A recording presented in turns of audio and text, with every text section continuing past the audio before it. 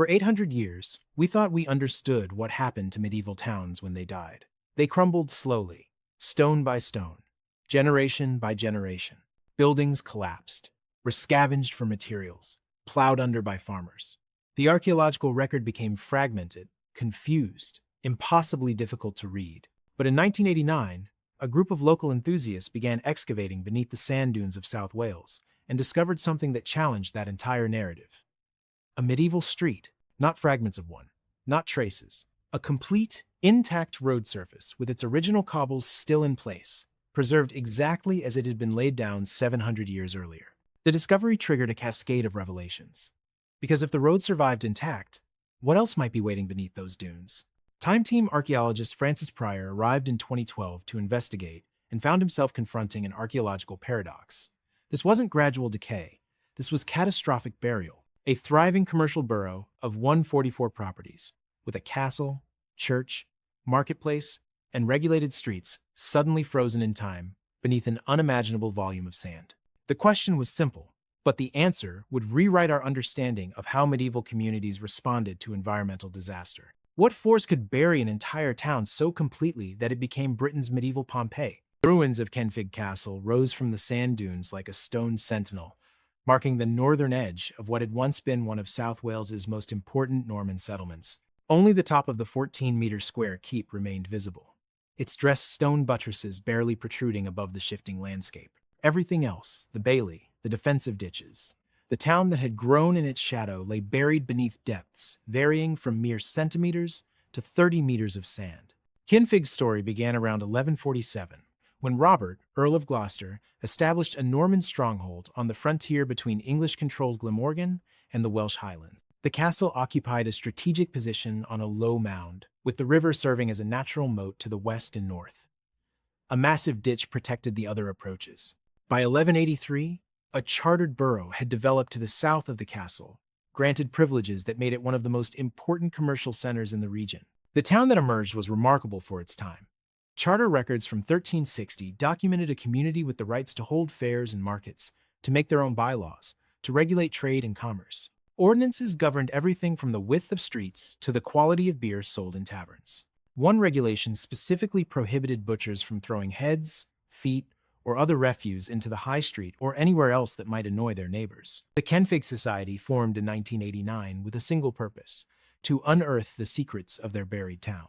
For more than 20 years, local volunteers had been systematically excavating small portions of the site, working weekends and holidays to reveal what lay beneath the dunes. By 2012, they had recovered more than 6,000 pieces of pottery, numerous coins including a voided long cross penny from 1247, Roman buckles, and medieval tools. Terry, a longtime member of the society, had spent years mapping the archaeological signatures across the dune field. The society's excavations had revealed tantalizing glimpses: medieval plowing ridges preserved in the subsoil, building foundations constructed from clay and stone, layers of charcoal suggesting repeated fires. When Francis Pryor arrived as archaeological director for Time Team's investigation, he faced a challenge unlike any he had encountered in 40 years of digging. Pryor was a specialist in waterlogged sites, places like Flagfen, where peat and silt had preserved Bronze Age timbers for thousands of years.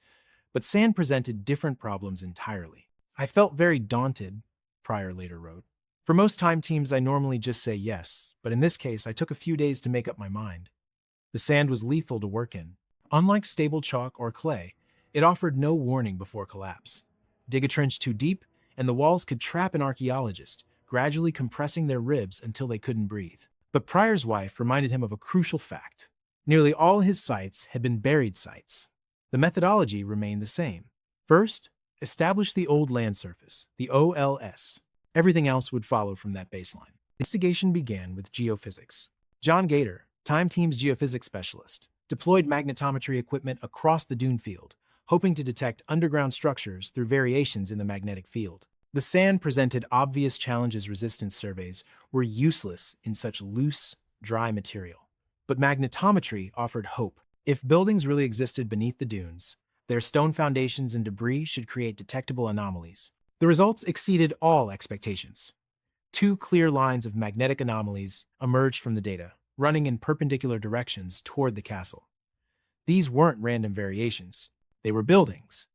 aligned along streets in a regular grid pattern. The medieval town's layout suddenly became visible for the first time in 5 centuries. What's particularly exciting, Gator explains, studying the printouts, is we appear to have two lines of what I can only see as buildings. And the roads, there's the gap between them. Follow the line straight into the castle. That has to be an east-west axis. The survey revealed something else. The settlement appeared concentrated within a defined area bounded by what might be the town's defensive perimeter. Francis Pryor called it the bailey, an extended courtyard of the castle, protected by earthwork defenses. Phil Harding, Time Team's excavation specialist, opened the first trench across the massive earthwork that ringed the southern edge of the site. The goal was simple but crucial.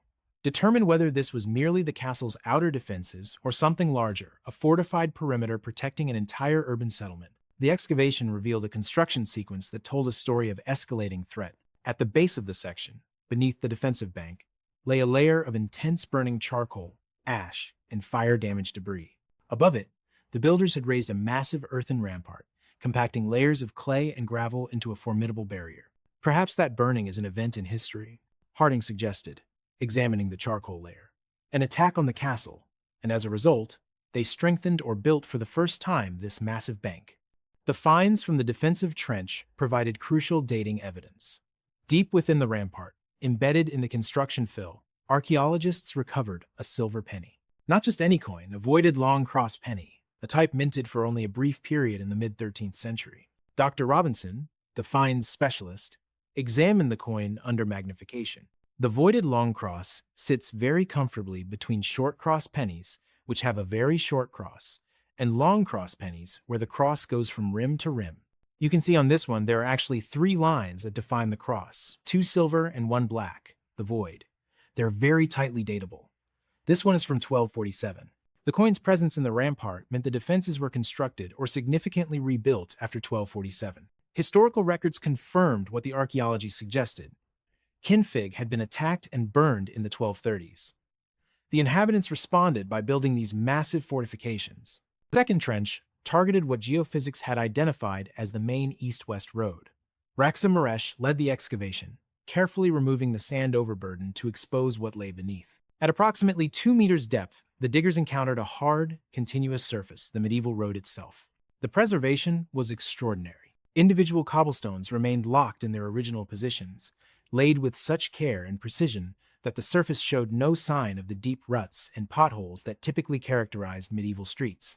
"This is beautifully laid out," Pryor observed, kneeling to examine the stonework.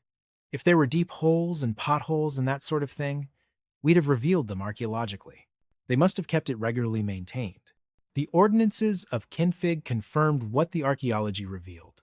A regulation from 1360 stated explicitly, "It is ordained that every burgess's tenant and resident dwelling within the town walls, where the pavements or causeways have been, shall and do keep them clean from dung and other filth upon pain of 12 pence at every wall." Fault. 12 pence represented a substantial fine equivalent to several days' wages for a skilled craftsman. The town's authorities took street maintenance seriously. This wasn't the muddy, rutted medieval thoroughfare of popular imagination. This was infrastructure maintained to commercial standards. Adjacent to the road, excavators uncovered the foundations of a substantial building. Stone walls, more than a meter thick, suggested a structure of considerable importance. The exterior face showed careful masonry work, dressed stones fitted together with clay mortar, the facade built to impress. Cassie, examining the building's remains, noted the high-status architectural details. "We're getting roofing slayed out, and lovely pieces of pen and sandstone with holes through for nails. And these ridge tiles, they're fired tiles glazed with green. They'd have provided a really decorative finish on the top. This is quite a smart building." The structure's location, immediately adjacent to the main road and close to the castle entrance, suggested it served an administrative or commercial function. This was the upmarket end of medieval Kinfig, where town officials conducted business and wealthy merchants maintained their premises. The finds from this building reinforced its high-status character. Among the debris, archaeologists recovered a decorative buckle, its copper alloy frame showing traces of silvering or tinning to mimic expensive silver. The style dated to 1350 through 1400 London fashion that had traveled west to Wales, adopted by Kinfig's prosperous merchant class. "This is quite a nice little find," the conservator explained. "Looking at the actual frame itself, in this corner it looks a little bit silvery. That's either copper alloy that's been tinned or silvered to make it look like silver, or it may well actually be silver. I've managed to date this quite securely from examples found in London excavations. Following the geophysical survey results, a third trench targeted the intersection where the north-south road should meet the east-west thoroughfare. The excavation revealed not just a road junction, but evidence of the town's spatial organization. The north-south route ran from the castle toward the defensive perimeter. Along its length, building foundations appeared at regular intervals, suggesting planned development burgage plots laid out according to a coherent urban design rather than organic, haphazard growth. Behind the primary streets, smaller structures revealed a different side of Kenfig's social geography. Matt Williams excavated a building that appeared to have been terraced into the natural slope, its walls constructed from rougher stonework, its floor simply compacted earth rather than paved stone. Even more revealing was what happened to this space over time. The building fell into disuse, and the area behind the defensive rampart became a municipal dump. Residents discarded broken pottery, animal bones, shells, food waste, the everyday refuse of medieval life accumulating in thick, dark layers. I think it's absolutely what I wanted. One archaeologist noted, because we're just outside the settlement area, and you tend to put light industry away from your housing, both today and in the Middle Ages. That confirms that this outer area didn't have a lot of houses. Then, in a move that spoke to increasing pressure on urban space, someone built a workshop directly on top of the dump. Stone walls rose from the compacted garbage, creating usable floor space in an area previously considered marginal. What I think it might mean, Phil Harding suggested, is that the space within the Bailey was getting really quite restricted. They were having to cram buildings in just to get them in. This wasn't typical medieval urban expansion. Towns usually grew outward, developing suburbs beyond their walls. Kenfig was building inward, intensifying land use within its protected perimeter. The question loomed, where were Kenfig's suburbs? Historical documents described a borough of 144 burgages, far more properties than could fit within the excavated defensive circuit. The town must have extended beyond the walls. Francis Pryor authorized trenches outside the perimeter, targeting areas where geophysics hinted at possible structures. What they found challenged expectations. Instead of residential buildings, the excavators uncovered evidence of industrial activity. A cobbled surface, heavily stained with charcoal and showing signs of intense heat. Metalworking debris scattered across the area. This was a forge or smithy, positioned deliberately outside the residential zone. There's far too much charcoal here for it to be a hearth or something like that, the excavator explained. You've got a good, decent cobbled surface. It smells pretty terrible down here. There's a lot of burnt stuff. Iron smelting, something like that. The placement made perfect sense. Medieval towns regularly zoned noxious industries, smithing, tanning, butchering away from residential areas. But the absence of houses suggested something unexpected about Kenfig's urban geography. Terry from the Kenfig Society confirmed the pattern from earlier digs. The building itself, we don't think it was a house. It must have been a barn or an agricultural building. Around it were what looked to us like medieval plowing furrows. We felt we were definitely out of town, as it were. Open fields where the suburbs should have been. Industrial workshops where residential neighborhoods were expected. The archaeological evidence pointed to a stark conclusion. Kenfig's population chose to live within the defensive perimeter, even as space became critically constrained. The documents explained why. Kenfig suffered badly from raids by dispossessed Welsh lords, particularly Morgan Gam and the Princes of Affon. Historical accounts recorded attack after attack, burning after burning. In 1167, Welsh forces burned the town. They returned in 1183. The Great Llewellyn attacked, leaving the place in ruins. Later, Owain Glyndwr's forces destroyed it again. One vivid account from 1232 described how the townspeople, knowing Welsh forces approached, sent their cattle away for safety and actually burned some buildings inside the walls themselves, a scorched earth tactic designed to deny the enemy resources and create clear fields of fire. The archaeology confirmed the documentary evidence. In trench after trench, excavators encountered layers of charcoal and ash evidence of buildings burned, sometimes repeatedly. Tracy examined one particularly thick deposit of burning in the residential area. You do wonder whether this might have something to do with conflict, she observed. We're in the right place for it, given how many times they were attacked. But the inhabitants always rebuilt. Each destruction was followed by new construction. The sequence of buildings, one on top of another, told a story of remarkable resilience. As the excavation progressed, Francis Pryor and John Gator expanded the geophysical survey. attempting to map the full extent of Kenfig's medieval settlement. The results revealed a town that was simultaneously larger and more compact than anyone expected. Within the defensive circuit, an area roughly 200 meters on each side, the geophysics showed dense urban development. Buildings lined the streets in regular patterns. The infrastructure suggested careful planning, not organic medieval sprawl. But beyond those defenses, the magnetic anomalies faded. Where documents suggested suburbs should exist, the geophysics detected only agricultural features, field boundaries, plowing furrows, isolated outbuildings. Dr. Ralph Griffiths, medieval historian at Swansea University, examined the puzzle. The Charter of 1360 is really important. It confirms Kenfig exists as a town, which implies all sorts of rights to hold fairs and markets, to make ordinances governing daily life. These are laws that governed ordinary people's everyday lives. He read from one particularly evocative ordinance. It is ordained that no butchers shall cast no head's feet, nor none other garbage in the high street, nor in no other place to the annoyance of his neighbor. The regulations painted a picture of a sophisticated urban community with high expectations for public health and civic order. You can almost smell the medieval town coming out of these documents, Griffiths noted. To understand Kenfig's unusual geography, the team examined comparable sites. Kidwelly, a Norman plantation town in West Wales, showed a similar pattern. Dense development within an extended castle bailey, with limited suburban growth beyond defensive perimeters. What you see here is an implantation with a fairly regular grid pattern within the extended bailey of a castle, Griffiths explained. It's worth reminding ourselves that this is hostile territory from the Anglo-Norman perspective. The Welsh and the Highlands are coming down regularly. Implantation in a bailey makes a lot of sense. But you also get suburban overspill at Kidwelly, he continued.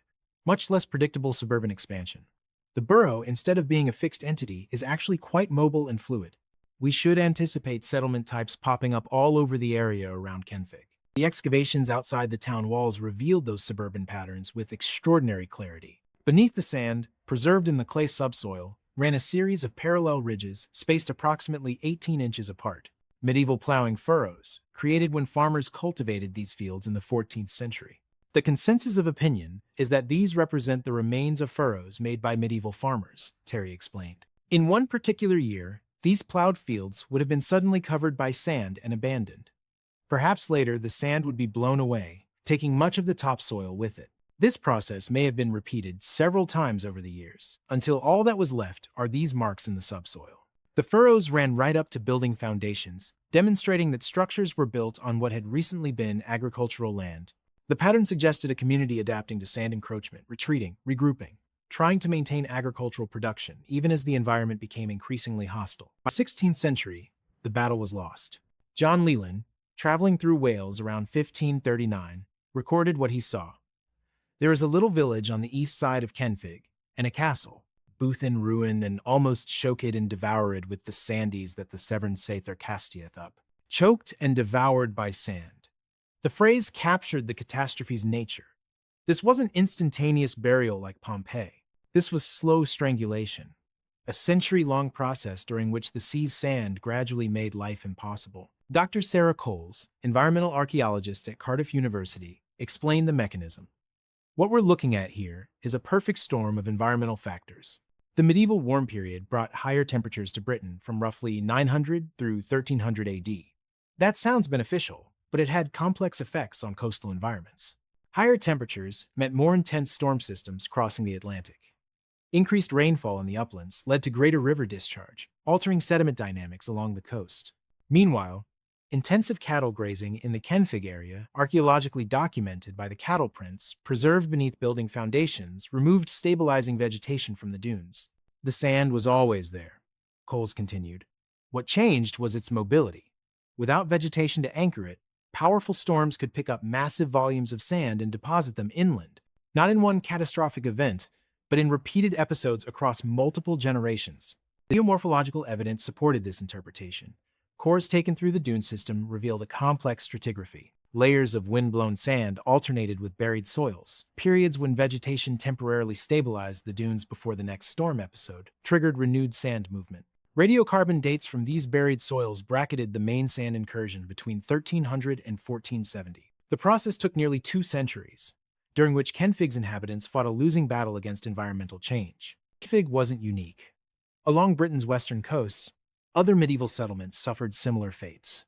At Broughton Burrows in Devon, at Newborough Warren in Anglesey, at Colburn Sands in Scotland, medieval communities confronted advancing dunes. Most abandoned their sites completely, relocating inland. What made Kenfig remarkable was the community's determination to remain. Even as sand filled their streets and buried their fields, they stayed, rebuilding, adapting, intensifying land use within shrinking perimeters. The same storms that buried the town created Kenfig Pool, the largest natural freshwater lake in Glamorgan. Medieval records from Margam Abbey described it as a fishery connected to the sea by a channel or gutter. By the 16th century, the pool covered 70 to 80 acres, fed by springs and trapped behind the encircling ridge of sand dunes. The pool became the focus of local legends, stories of drowned towns, of church bells tolling beneath the waters, of divine retribution for human wickedness. These legends confused the real sand-buried town with mythical underwater settlements, blending fact and folklore. The documentary record tracked Kenfig's decline with bureaucratic precision. Port Reeve records, accounts of the town's chief administrative officer, showed steady tax revenues through the 13th century. The town contributed to parliamentary representation along with other Glamorgan boroughs. But 14th century assessments told a different story. Properties listed as productive in 1300 were recorded as waste by 1350. The number of burgage plots paying taxes declined year by year. By 1420, only a fraction of the original 144 plots remained occupied. The final records, from the late 15th century, described a town in its death throes. Between 1471 and 1485, the parish church of Street, James was dismantled stone by stone and rebuilt in Pyle, a settlement further inland. Using materials salvaged from the old church, the new community established itself along the highway between Modlem Church and Newinnie, beyond the sand's reach. To understand how Kenfig's buildings were constructed and how they burned, Alex Langlands and Matt Williams conducted experimental archaeology. They built a small structure using medieval materials and techniques, then tested how vulnerable it would be to fire arrows, a common siege weapon in Welsh attacks. The experiment revealed that starting fires wasn't as simple as Hollywood suggested. Fire arrows required preparation. The arrowhead needed to be wrapped in linen cloth soaked in accelerant. Even then, hitting a thatch roof didn't guarantee ignition. The arrow might smolder for hours before catching. What you've got to remember is while I'm going in there with a fire arrow and running back, all my mates are behind me shooting at the defenders, Matt explained, demonstrating medieval siege tactics. A whole country full of people shooting at you. When they finally managed to ignite their straw test structure, it burned intensely. The experiment demonstrated that once a fire took hold in a medieval town, it would spread rapidly. Thatch roofs, timber framing, wooden furnishings, everything was fuel. At the end of the day, it's not quite how it looks in the movies, Alex concluded, watching the flames. But perhaps it wasn't as easy to burn Kenfig as we think. The real question is why we find so much burning in the archaeological record. Multiple episodes suggest these weren't all accidental fires. These were attacks. The defensive bank revealed no trace of stone walls. Instead, the archaeology suggested a timber palisade, a strong wooden fence, or stockade crowning the earthwork. Post holes and stake holes appeared along the bank's crest, spaced at regular intervals. Your story that there was perhaps a wooden palisade is very plausible, Phil Harding confirmed, examining the evidence. We do have burning in the layers here. We can say there were fires. But what's really interesting is the sequence. It looks like we've probably got a palisade defense that gets burned, then they build this massive bank. The timber defenses had advantages, quick to construct, relatively inexpensive, easily repaired. But they had one critical vulnerability: fire. Historical records mention that Kenfig's palisade was struck by lightning and burned. Whether by lightning, siege fire, or accident, wooden defenses were always at risk. The pottery recovered from Kenfig provided a detailed chronology of occupation. Early materials dated to the 12th century simple cooking pots and storage jars from the town's founding period. By the 13th century, the assemblage showed increasing sophistication. Glazed jugs, decorative vessels, imported wares from Bristol and further afield. The pottery from the 14th and 15th centuries told a different story. Lower quantities, less variety, more emphasis on utilitarian wares, the archaeological signature of a community under stress, cutting back on luxury goods, focusing on essentials. We've found something like 6,000 pieces of pottery, Terry from the Kenfig Society noted. That might sound like a lot, but it's from excavations spanning more than 20 years. When you compare it to what you'd expect from a thriving medieval town of this size over 3 centuries, it's actually quite modest. It suggests significant periods when parts of the town were abandoned or very lightly occupied. One building excavated by the Kenfig Society revealed a construction technique rarely preserved in the archaeological record. The structure had walls built from clay, a method known as clom construction, where clay was packed between timber frames to create standing walls.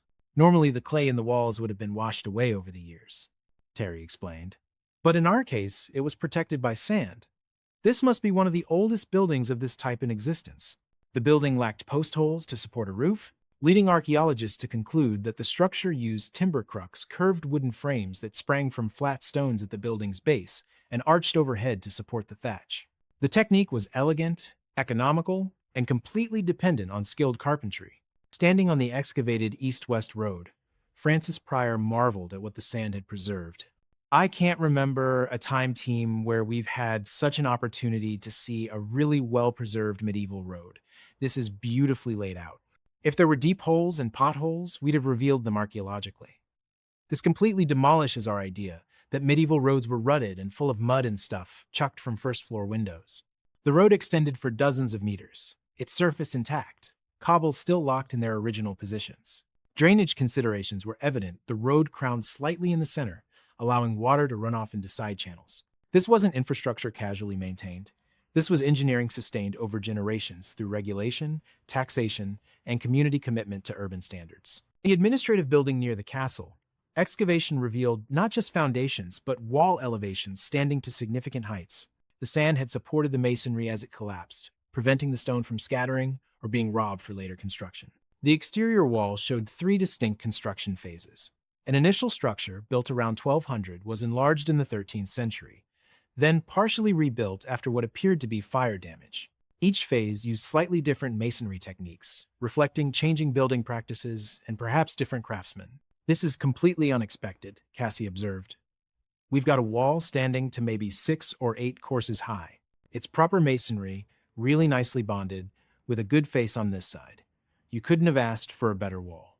And look, we're just back from the castle entrance. This has to be the upmarket end of town." Unlike many archaeological sites where organic materials decay completely, Kenfig's sand burial created zones of exceptional preservation. Where the sand remained dry, wooden objects survived through desiccation. Where groundwater saturated the sand, waterlogged conditions preserved organic remains. Excavators recovered wooden tool handles, leather shoe fragments, textile scraps, materials that would normally vanish from the archaeological record. The preservation wasn't as complete as at waterlogged sites like Flagfen, but it far exceeded what anyone expected from a sand-buried context. "The sand has done a fantastic job," Pryor noted. "Not as good as peat or silt for preserving wood, but much better than we usually get from dry sites. And for everything else, pottery, stone, metal, the preservation is superb. The artifacts are coming out almost as if they were deposited yesterday." Combining the geophysical survey with excavation results, the team reconstructed Kenfig's medieval layout. The castle occupied the northwestern corner.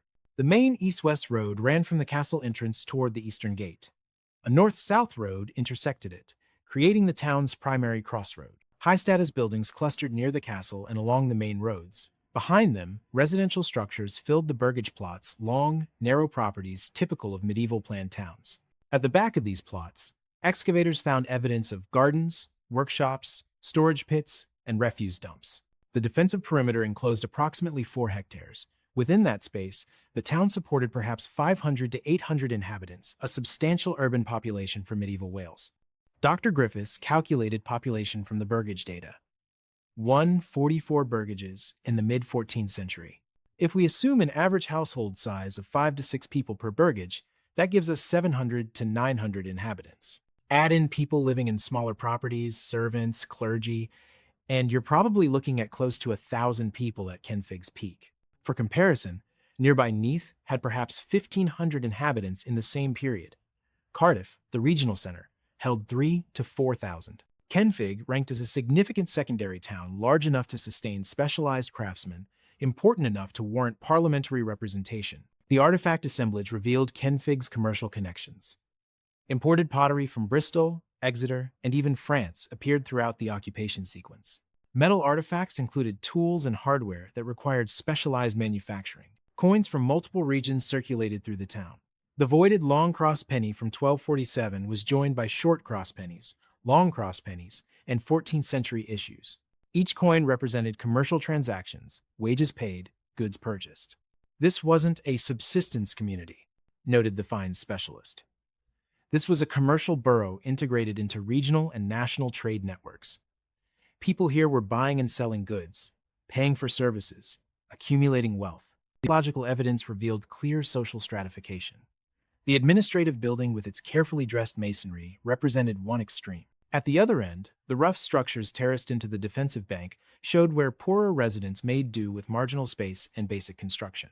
Between these extremes, most burgages held solid. Middle-class buildings, timber-frame structures with stone foundations, tiled roofs, whitewashed walls. These were the homes of merchants, craftsmen, and town officials who formed Kenfig's commercial backbone. The social geography was deliberate.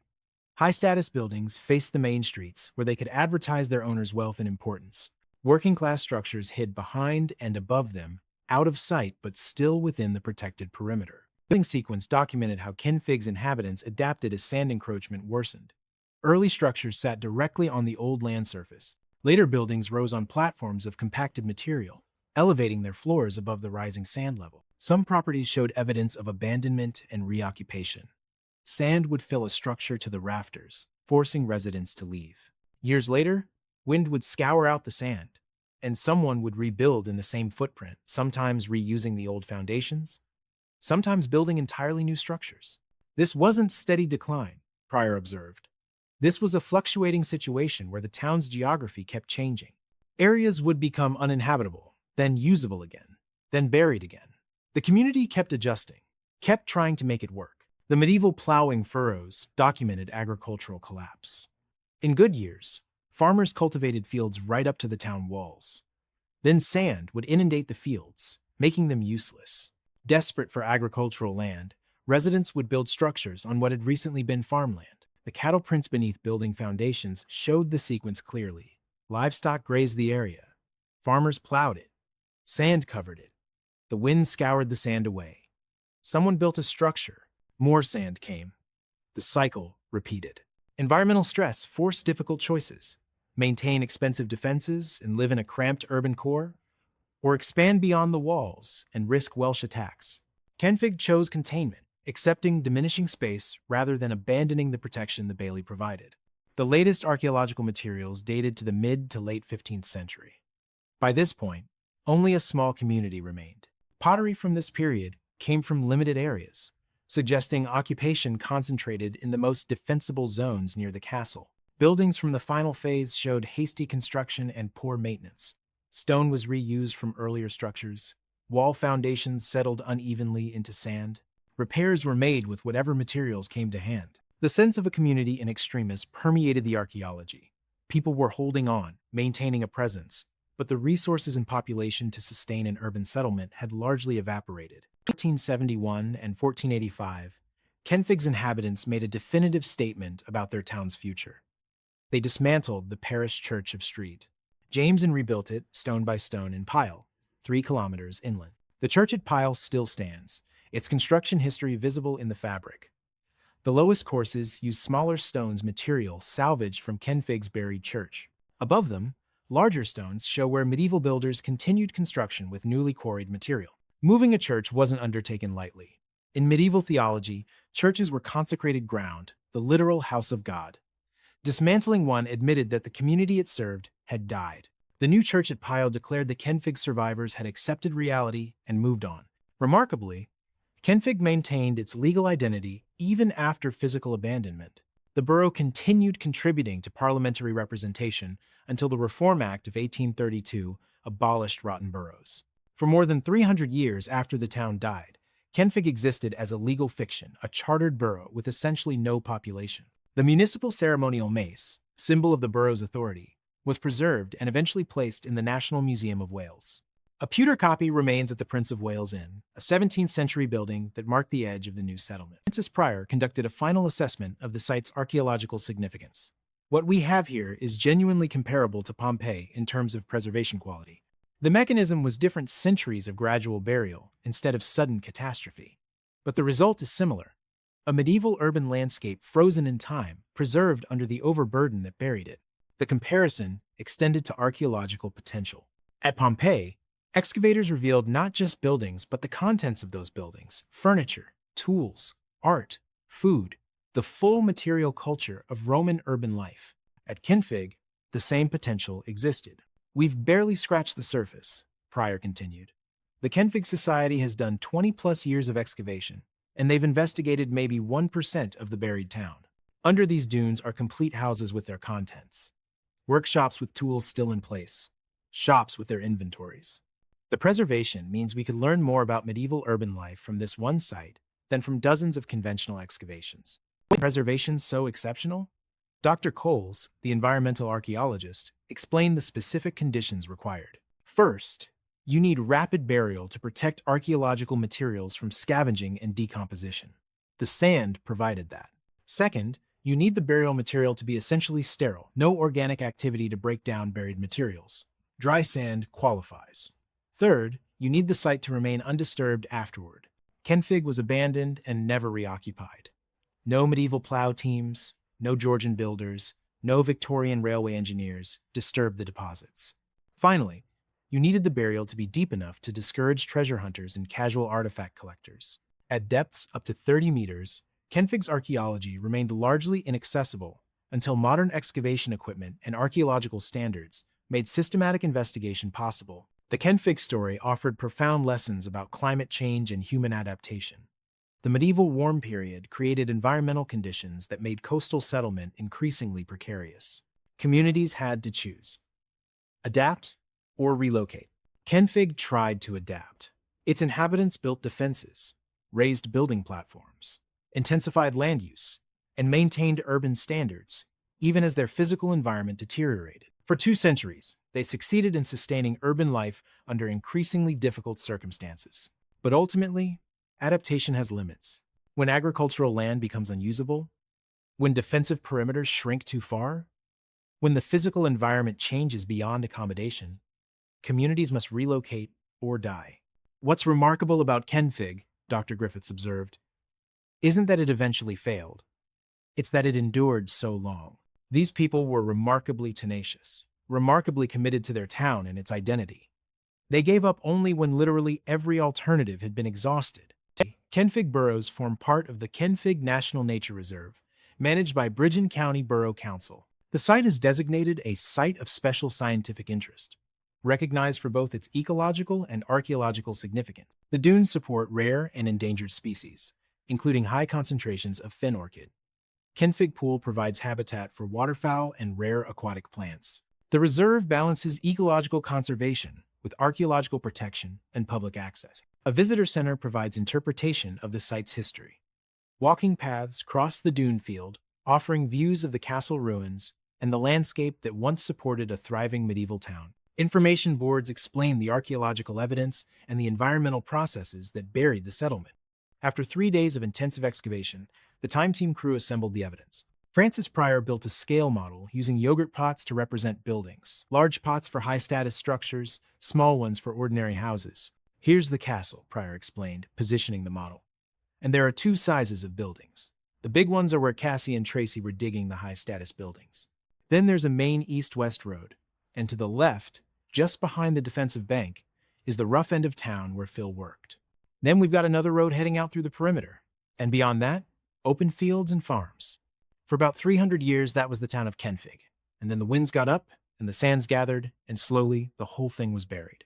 The excavations confirmed what Francis Pryor had suspected from the beginning. Kenfig deserved comparison with Pompeii, not because of how it died, volcanic eruption versus gradual sand burial, but because of what survived. There is, of course, a big difference, Pryor wrote afterward. Pompeii was buried in minutes, whereas our southern Welsh medieval town took about a century to be engulfed. But the fact remains that both were preserved under hundreds of thousands of tons of overburden.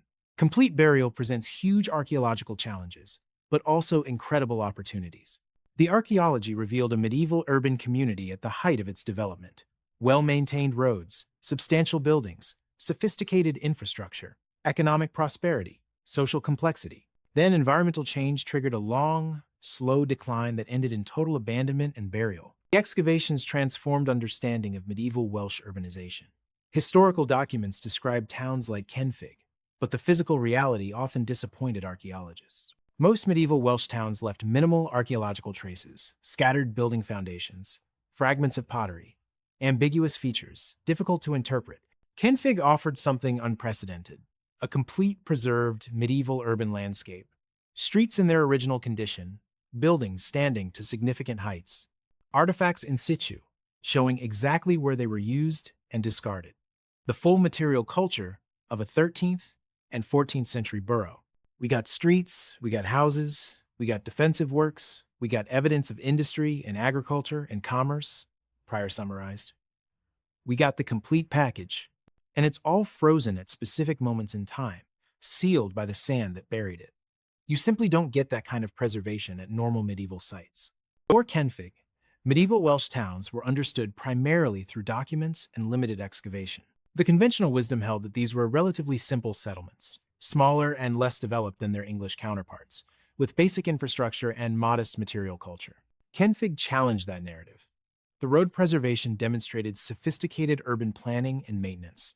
The building architecture showed skilled craftsmanship and substantial investment. The artifact assemblage revealed commercial prosperity and international trade connections. This wasn't a primitive frontier settlement, Dr. Griffiths concluded.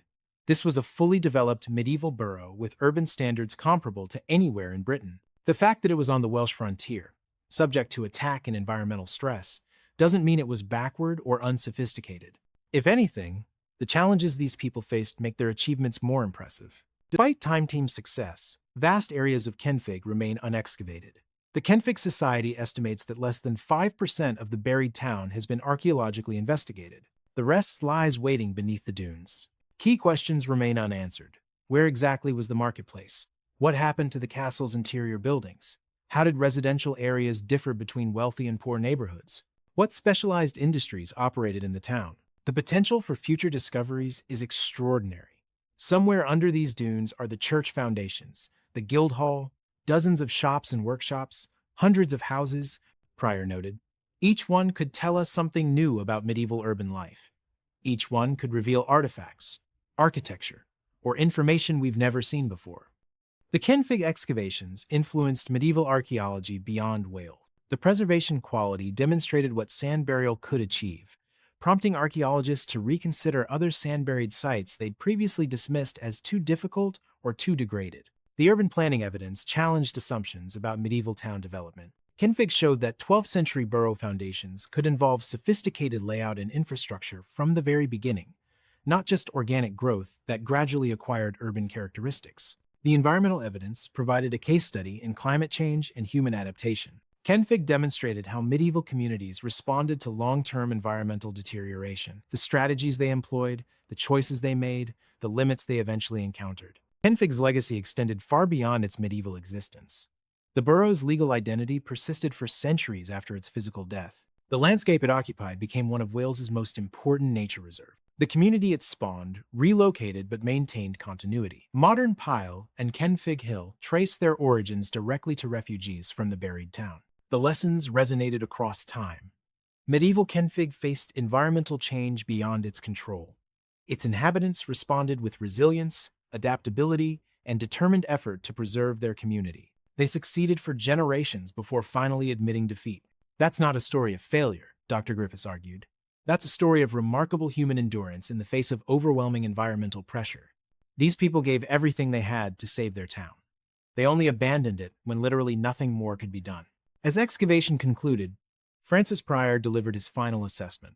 I've dug hundreds of archaeological sites over 40 years. I've found Bronze Age field systems, Neolithic ceremonial centers, Iron Age villages. But Kenfig is genuinely unique. This is Britain's best preserved medieval town, and we've only begun to understand what it can teach us.